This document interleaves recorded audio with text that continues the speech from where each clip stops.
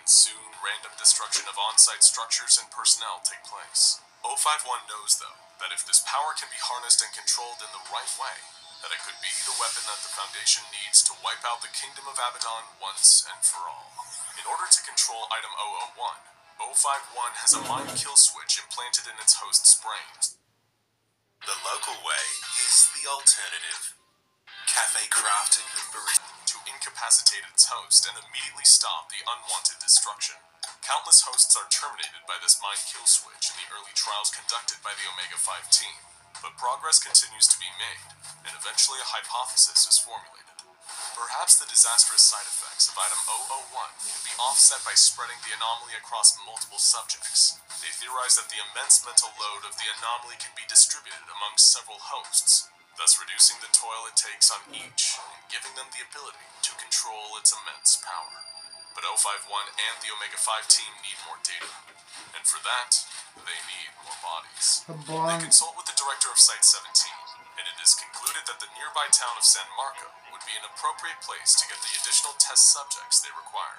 On a quiet Sunday morning, Omega-5, along with support from a squad of armed SCP agents, storm into the San Marcos de la Vida Eterna church during the middle of Mass. They gather up a number of the younger congregants and bring them back to the site where Item 001 is housed. The researchers quickly ran through their new supply of test subjects, though, and Omega-5 would need to get even more if their research was to continue. Instead of going back and forth between the testing facility and San Marcos, 051 decided to move the entire Item 001 operation to the town itself. He renames the town Testing Site 001, and Omega-5 rounds up 23 of the healthiest subjects they can find for use in the next series of research tests. A few weeks after occupying the town of San Marco, Omega-5 makes its most substantial progress yet.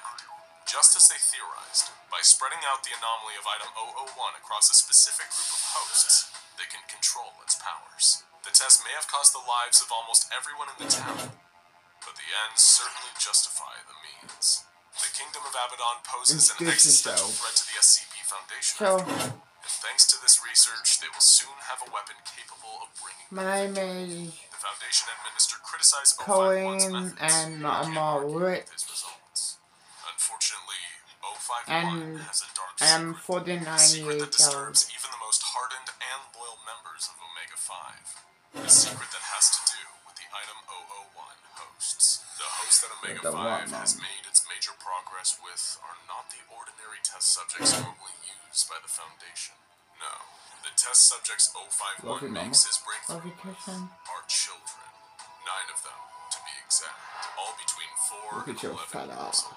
Despite being told specifically by the Foundation administrators to only test on adults, the research required 051 to break the chain of command and follow the science down the path. The children are contained in a reinforced bunker where only 051 and a select few have access. They are technically alive, but are functionally brain.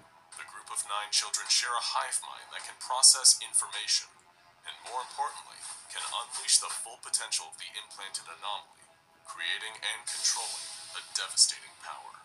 But not everyone is thrilled with what they've achieved. Members of Omega-5 are haunted by the screams of the children that they forced to be part of their weapons development program. They describe their merging with Item 001 as being whether that or the SCP Foundation would have gone this day. Much more sinister. In fact, all of Omega-5 regret what they have been a part of and what they've done. All except 051. The 9 children can channel unprecedented amounts of energy from an unknown origin that Omega-5 hypothesizes comes from an extra-dimensional source, which is then used to unbind atoms at the quantum level. When the right activation words are spoken, it appears as though this tremendous power gives the children the ability to annihilate anything in the entire universe. It's a gun to end all guns, and only 051 has the key to control it. The 9 children work so well with an Item 001 that Omega-5 reclassifies it to include the 9 children themselves. They are not just the entity housing or controlling Item 001, they permanently become Item 001. Once Omega-5 has a better understanding of Item 001, they begin to run tests to find out the full extent of its abilities. First, they test the distance Item 001 can reach. The The initial test that Omega 5 carries out is on a steel rod placed 5 kilometers away. 051 orders the children to destroy the target. Moments later, the phone next to 051 begins to ring. When he picks it up, the observer tasked with watching the pole is on the other end. He informs 051 that the steel rod has been completely vaporized. 051 is not satisfied though. He has another pole sent out, this time placed 8,000 kilometers away. Imagine a home between the mountains and the sea. Imagine a new kind of neighborhood shared with friends. One asks the children to destroy that rod. Almost immediately, the phone rings again. The target has been vaporized. 051 smiles. The next series of tests Omega 5 runs on item 001 are to determine the maximum size of an object that can be destroyed. The tests start out with a steel sphere, 3 meters in diameter, placed 1,000 kilometers from item 001. 051 orders the children to destroy the object. It is instantly vaporized. 051 has seen enough small tests. It's time for something big. So he does something that will later be questioned by everyone at the SCP Foundation. He orders the 9 children to destroy a Church of the Broken God worship site in Turkey. Not long after the destruction order is given to item 001, reports begin coming in. The worship site has been obliterated with no observable damage to the surrounding area. Deadly and precise. 051 closes his eyes and takes a deep breath. He looks as if he's overcome by an immense spiritual experience. He opens his eyes, leans over to the children, and whispers the name of someone. Later that day, 051 finds out that the target he had named has been vaporized. The success of Omega 5 in item 001 is relayed to the administration of the Foundation. They are so impressed that they make plans to use item 001 to eliminate the Abaddon threat once and for all. However, one of the heads of the Foundation, Administrator Williams, has major concerns about the way 051 is running the program. The updates that 051 has been sending have become less scientific and more philosophical, more spiritual. Administrator Williams sends a letter to 051 reassuring him that he is doing good work. But once the mission to destroy the Kingdom of Abaddon is completed, 051 will be promoted to Director and reassigned to the newly constructed Site 19. For the good of the Foundation, and maybe the rest of the world, he'll be permanently moved away from item 001. 051's response is short and to the point. I am fine, Administrator. The project is finished. We will complete our task when you arrive. Administrator Williams arrives at Site 001 a few days later. He is greeted by 051 and the Omega 5 team. Williams can't help but notice that 051 has a strange look in his eyes. It is the look of a crazed man who has been lost in his work, and who has, perhaps, lost himself. Williams puts the thought away, though, and walks with 051 and his accompanying agents to the viewing area, where the powers of item 001 will be demonstrated.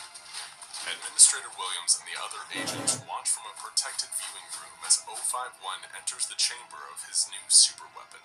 It's time to see if their weapon that has had so much time, effort, sweat, tears, and especially blood poured into it will have been worth it. Everyone watches as 051 leans over and says the name of the Abaddon Citadel to the 9 children. All at once, they start to glow. No one observing can see what has happened in the far-off kingdom, but they know something big has happened. The administrator is thrilled, but notices something. 051 hesitated a moment while leaning over the children before standing back up. Did he whisper something else to them? And then Administrator Williams vaporizes, pulled apart at an atomic level before he has the chance to scream. What's going on? The agents standing next to where Administrator Williams previously existed begin to yell and pull out their guns. They burst through the door of the observation room and run down the hallway towards where 051 and the 9 children are located. The arm agents rush into the room, but 051 is gone. 9 children are still. Over the next few weeks, 051 is reported to be seen several times by SCP agents.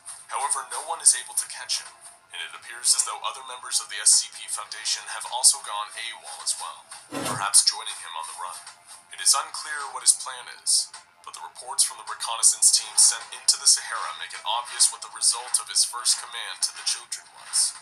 There isn't a single humanoid or building left in the Kingdom of Abaddon.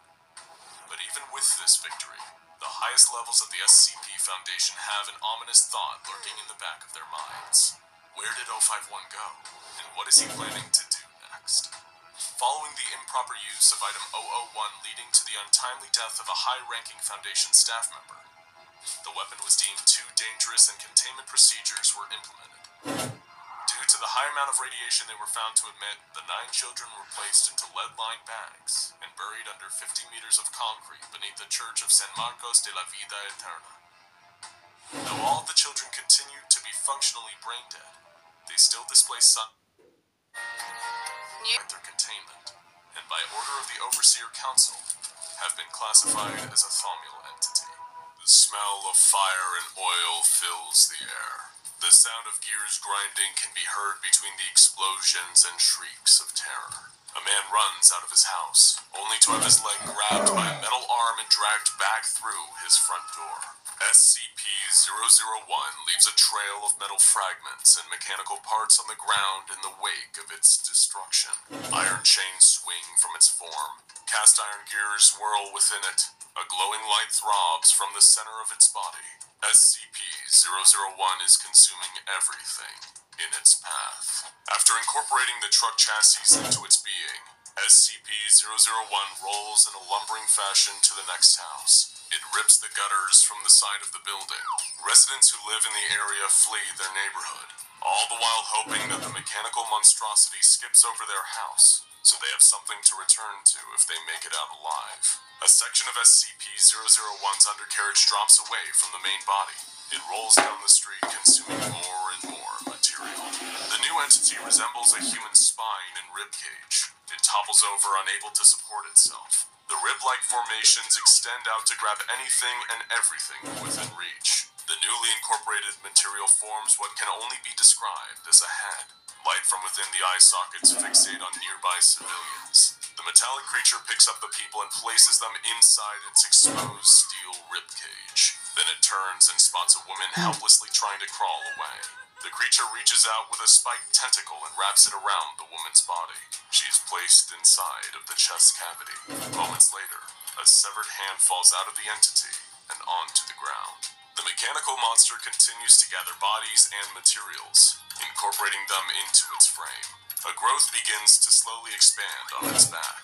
It becomes so massive that the creature falls over and uses its limbs to scurry to a nearby house. There is a sickening crunching sound as the growth bursts. From within emerges 3 humanoid creatures resembling the civilians that the entity had consumed earlier. A female with chains extending from her scalp like dreadlocks stumbles away. The second humanoid is a man with cogs for limbs. He examines the clock-like components that have been incorporated into his body, then stares blankly into the distance. The third humanoid lies motionless on the ground. He did not make it. The 2 functioning humanoids look at their creator intently. For a moment, nothing moves. Then, as if they have been given orders telepathically, the half-human, half-machine humanoids turn and run away from the mayhem. A few weeks before the massacre caused by what would be designated as SCP-001, the Foundation had been in contact with the Allied Occult Initiative. There were rumors of an anomalous object in Mexico being worshipped by a group of people who identified themselves as the Church of the Broken God.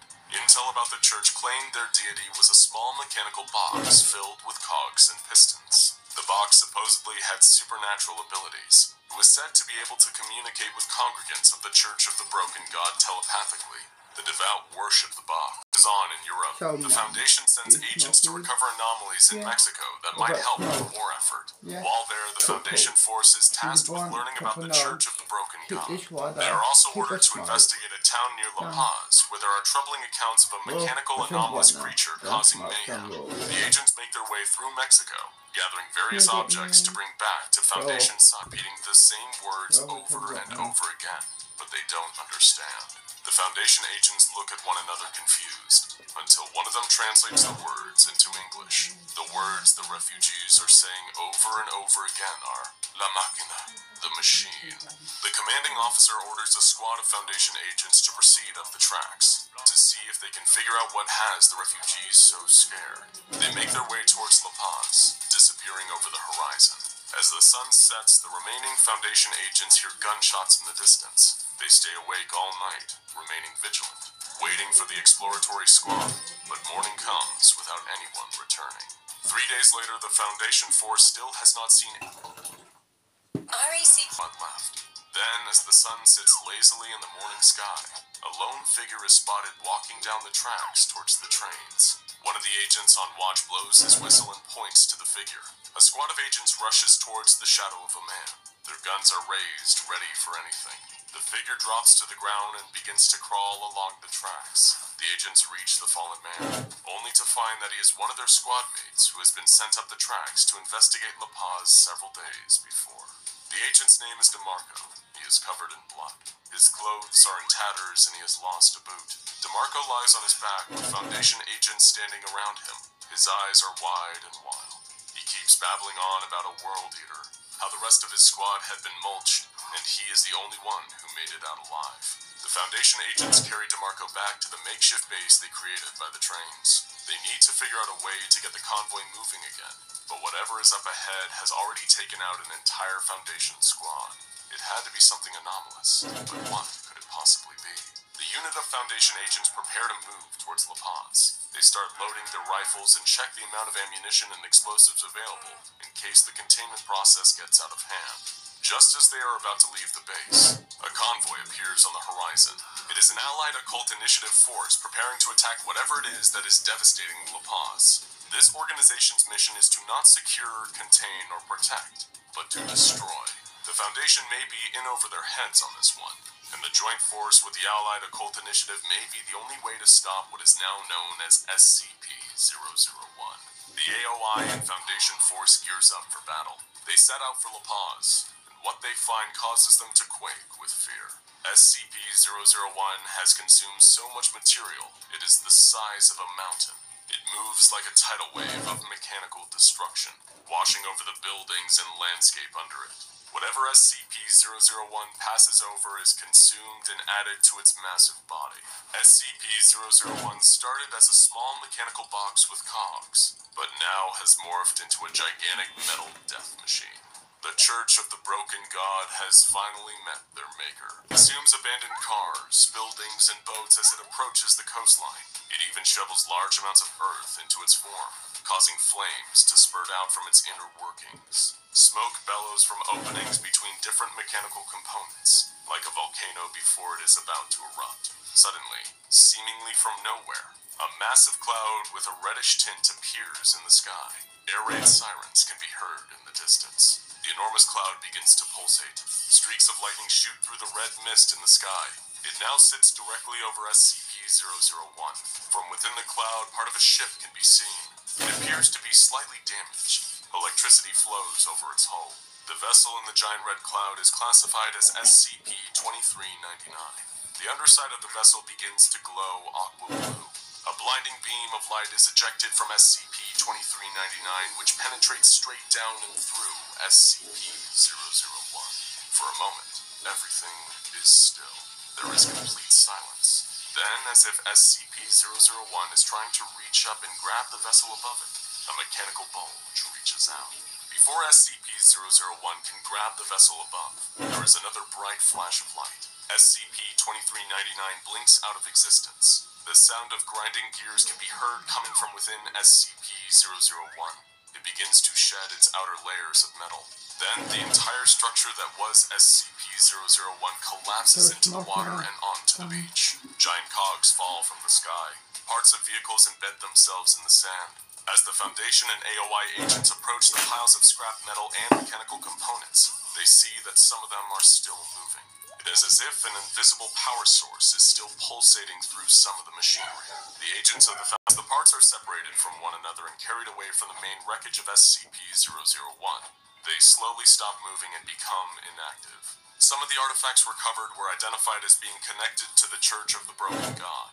These artifacts are found closer to the middle of what was once a mountain-sized SCP-001. Hundreds of anomalous artifacts are collected and transported to SCP Foundation sites. Collecting the broken parts of SCP-001 is relatively safe. However, some agents get too close to the larger moving parts, getting caught in them and losing a body part or two.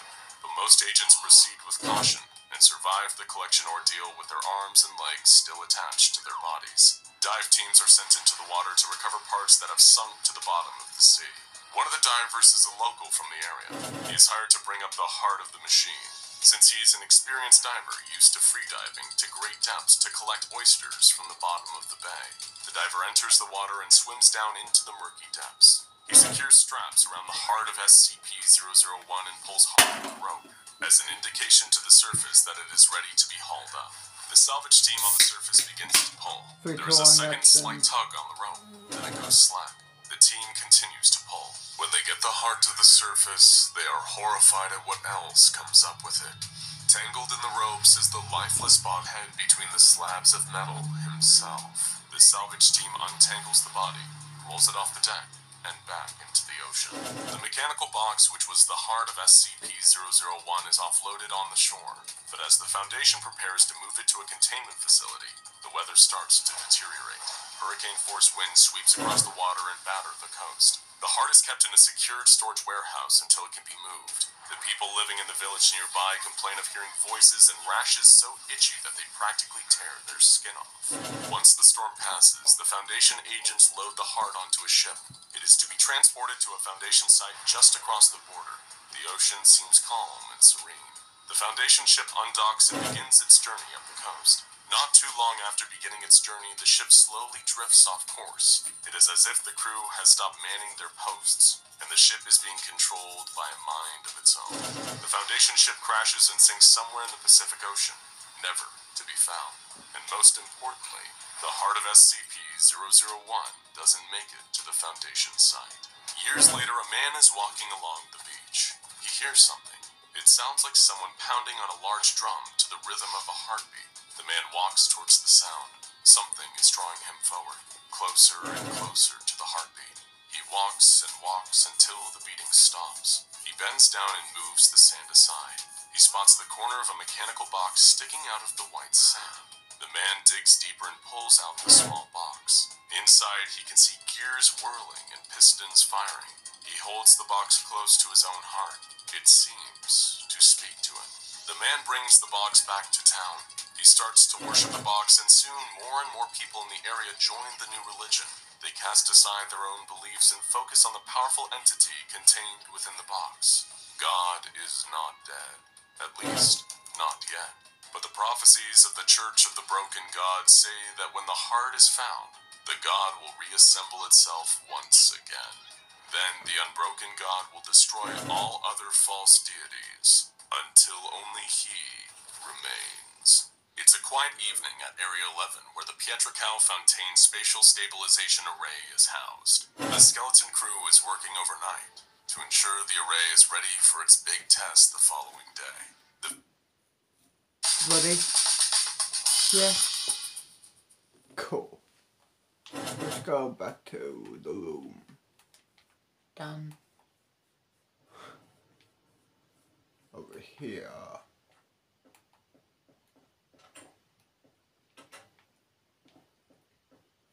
Here we are, my room.